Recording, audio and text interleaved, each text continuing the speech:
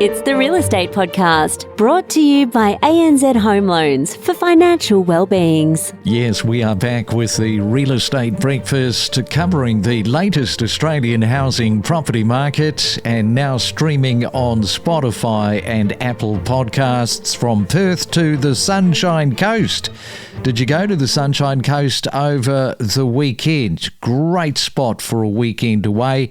Remember, we have no listings that we are talking about. There is no sales spruiking, just the property information that you want with Australia's independent voice on all things real estate. Yes, the weekend came and went way too fast. Back into a Monday, July the 6th. And the New Zealand property market, that continues to be in somewhat of a prolonged housing downturn. In fact, the media there are describing it as one of the longest housing downturns in modern history. We know that we've got a lot of New Zealand listeners listening to us because many of them are thinking about moving. Is that how you would see it, as one of the longest housing downturns?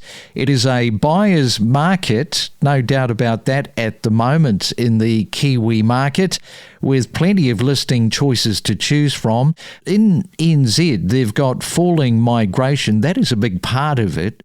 And also the amount of Kiwis leaving NZ for Australia. They are attracted by higher wages and better conditions.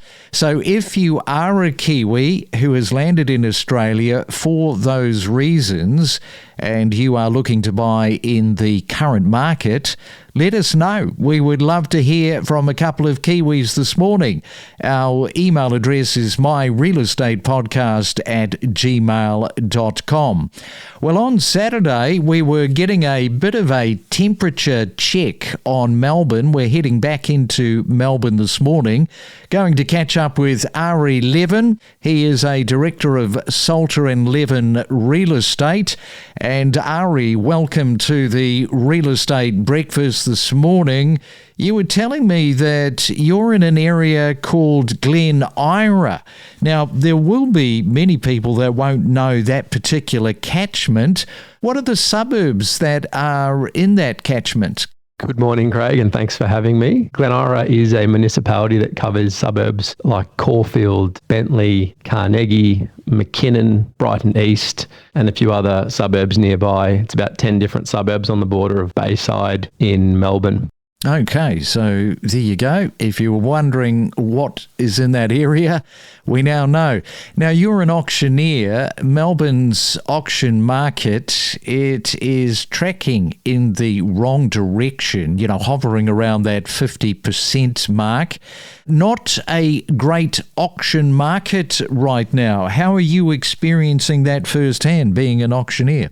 There's no doubt we're navigating some choppy waters, and we've certainly had better days. With that said, I just think there's a few owners that are coming to terms with where the market's at, aren't quite ready at this stage to meet the market and have their home positioned at a level where people will compete for it. But I'm sure in the coming months, as we all accept reality, we'll probably see some return competition and perhaps some more fierce bidding at some of these auctions, and maybe higher clearance rates too. Now, I'm going to ask you for a couple of hot tips on what people should be doing in this auction market. We'll get to that in just a moment, but I do want to talk about some investors who in your market in Melbourne are delaying purchasing. Well, they're re-looking at the numbers, especially in light of the tax changes.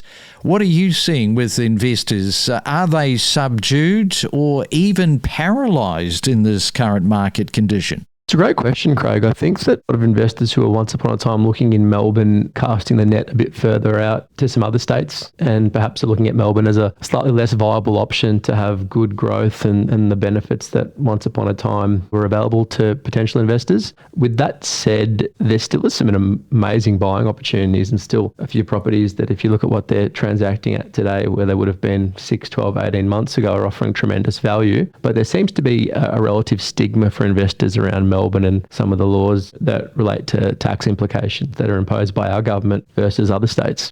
Melbourne at the moment, is it becoming better value compared with the likes of Brisbane, Perth and Adelaide? You know, Melbourne is looking far better value for buyers. Are the experienced buyers returning, do you think, while everyone else is sort of feeling nervous? Melbourne is definitely looking like better value when you compare it to where it might have been a year or two ago. And I think that more and more savvy investors have been slowly and will start to slowly recognise that, and we will see something of a return once prices get to a level where the value is almost impossible to ignore. Yeah, so interstate migration, I think that is also starting to shift. Are you noticing more buyers returning into Melbourne, or are people still chasing those opportunities interstate? There still seems to be a bit of keenness for people to purchase further north, your Gold Coast, Brisbane's and WA, particularly around Perth. We have had in the sub 1 million space a lot more inquiry in the last 3 or 4 weeks, and have actually sold a few properties to investors who are looking to jump into the market in Melbourne. But still there seems to be a propensity for people to want to be in the other states at this stage that just seem a little bit more prosperous. We should talk about spring, because spring is becoming a big question at the moment. You know, do you think that we'll see a stronger spring market, or could uncertainty continue for the rest of the year? I know that is a 50-50 question. Craig, I've got a bold call. I reckon that spring is actually going to be a market that offers higher clearance rates, better prices, and actually fills sellers with more confidence to sell and buyers with more confidence to buy. Because I think what we're going to see is a lot more realistic owners who are making decisions now to sell based on what the market is doing at the moment. And they'll be heading to market feeling motivated and feeling like selling now is the right thing to do, and potentially willing to compromise more on their price than the owners who are on the market right now. What that will mean is that homes are positioned at a better price point where buyers see more value. And naturally, that, along with the spring optimism that tends to come about, we should actually see a bit of a kick in prices and potentially in auction clearance rates too. So I think it's going to be a good spring. And we are talking to Ari from Melbourne this morning. When we come back, a couple of tips if you are heading off to an auction this coming week. We'll do that next. From interest rates rising, a shifting landscape, rentals running hot, clearance rates, a tight rental market, buyer-vendor sentiment. We cover it all every morning from 6 a.m. on the Real Estate Breakfast. It's your weekday real estate breakfast with news, interviews and predictions every morning on the Real Estate Podcast. And right now it is time for another property tip. And recently we were talking to Wendy Chamberlain there, a buyer's agent in Melbourne. Wendy, you have got a property tip, and it comes down to some of these contracts, reading them correctly. That is right. Make sure you check the contract thoroughly and look at the minutes of meeting from the most recent AGM, because that's where you'll find gotchas that you may not be aware of. Yeah, and it always amazes me when it comes to a simple piece of due diligence, reading everything that is in the contract, that people don't do it. And over your 30-year career, you would have seen this time and time again. Absolutely. They are bulky, weighty, jargon-filled documents, and you must understand what you are signing on the dotted line. From first-time home buyers to seasoned investors to breaking property news. Discover the stories behind the real estate. And if you are planning on going into real estate, we are talking to Andrew McCulloch in Sydney. And you really do need this supportive culture, not a sink or swim mentality. You know, the high turnover often happens in offices where agents compete internally and not collaboratively. So what you're looking for is a strong, inclusive culture that keeps people in the industry, Andrew. Culture is one of those words within our industry that's thrown around and not often really thought about. I've sat with principals and said, well, you need to understand if you want to grow, why is someone going to join you? And they'll often say to me, oh, we've got great culture. Often I think, well, you don't. It's hard to get it right because we're in such a competitive environment. Things like having group activities, making sure we've got clear rules around areas of focus of which they work in. You know, what happens if two agents appraise the same property? Making sure that we focus on the client, because often we get so caught up in, well, that's my listing. Well, who did the client want to use? I think, we forget these things, and all of those things can breed bad culture. the Real Estate Podcast. A talking point around Australia at the moment is record gaps which are opening up between houses and apartment prices. The price gap between houses and apartments has reached record levels, while detached houses have significantly outperformed over the past 5 years. Units, it's the big story, isn't it? It's becoming increasingly attractive, especially for first-home buyers and investors, particularly in Brisbane and parts of Queensland. If you are in Brisbane, you will know only too well that situation that is going on. It's a real talking point. It has been all year about those apartments in Brisbane. It is a Real Estate Monday. Ari is here, and a couple of those auction tips, Ari, in terms of what people should be doing if they're heading along to an auction this week. First thing is, I would not be hesitating if I thought the property was worth a price that was either at the bottom or below the agent's price guide. And I would really think long and hard about why an owner is on the market and why they're selling in this current climate. And I would really want to know their motivation. I wouldn't shy away from offering something that may seem on the surface a little bit lower than what's expected, because you just never know in this market what someone might sell for and why they're looking to sell. Now, anybody that listens, Ari, to the podcast, they will know that every time I get an auctioneer on the line, I always ask them, what is a standout crazy thing that has happened during an auction that you can share with everybody else? And every auctioneer has got one that they can pull out and say, oh yeah, this was super crazy and this happened to me one time.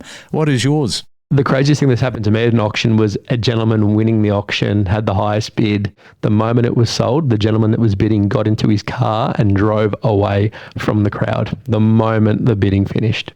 So you never saw or heard from that guy again? Nothing. Absolute nada. Wow. Okay. That's interesting, isn't it? Now, let's talk about the affordable apartments just before I let you go, because one renovated apartment in the last week in Melbourne attracted strong competition from first-home buyers. So is buying something with renovation potential still a smart strategy move in today's market? What do you think? The cost of renovating and adding value to properties has increased significantly through trades. It takes longer to get reliable trades to do it in a timely manner, and the unknown has actually put people off. And at the moment, properties that are turnkey ready, that are already renovated to a decent standard, are much more sought after and desirable than the unrenovated ones. All right, we'll wrap it up there on our Monday Real Estate Breakfast. Thanks for jumping on the call, Ari. Have a great week in the auction market, and yes, predicting a very big spring market to come. Thank you, Craig. All the best. Remember to follow us on any of the podcast platforms so you never miss a real estate podcast. You can follow us on Apple, Spotify, and Amazon. Know your property with us. A lot of them have been taught by their parents that bricks and mortar are a very safe way to get ahead and to build wealth. And at least you've always got something there. It's not like a financial market where there can be pretty dire changes. But I think that people probably need to become a little bit more sophisticated in the way that they look at allocating capital if they're going to move into commercial property. So one of the things that you can do to protect yourself from that sharp energy coming at you is to make sure at the entrance you put something in red. Red is considered fire element. What the government's trying to do is to improve transparency and address underquoting. The unfortunate way in which they're looking to try and solve the problem is going to force things into areas that are going to be less transparent for buyers. And it's really important to note, Craig, this is not a requirement of agents, even though they're trying to put the responsibility of agents onto the transaction. Rockhampton is an area that you're going to buy in at a cheaper price, but you're probably going to get a better yield. But it's a much more volatile market than Coffs Harbour. We've seen the fortunes of Rockhampton go up and down like a yo-yo over the last 20 years. If we look at Coffs Harbour, it's an entirely different proposition because it's a lifestyle buy. Let's be honest, you don't buy in Rockhampton because you love the lifestyle. And I do want to say that it's yet to be determined exactly what impact that Coffs Harbour highway bypass is going to have on the town itself. We connect you to the best real estate information across Australia. The Real Estate Podcast.